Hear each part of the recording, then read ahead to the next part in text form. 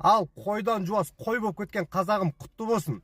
Мынау велосипед пен самокатқа мемлекеттік нөмір алуды ұсынып жатыр. Енді елімізде самокат пен велосипедке мемлекеттік нөмір тағылуы мүмкін. Мені біздің жаңа Қазақстан білген істеп жатыр.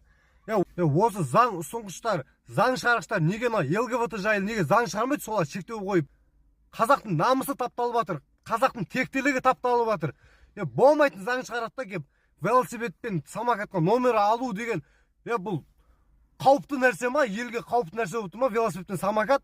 ЛГБТ ғой, мына кіп-кішкентай қыздарды педофилдер зорлап жатқан, неге соған заң шығармайды? Мына қазақтың тілін менсінбей жатқандар, қазақтың тілін құртып жатқандар неге соларға заң шығармайды? Ол аз болады.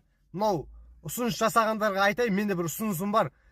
Киіп жүрген кроссовка шлепкімізге де не алайық, мемлекеттік нөмір алайық. Сосын оларға арнап өзі бір шектеу қойайық, күніне мынанша километр жүруге.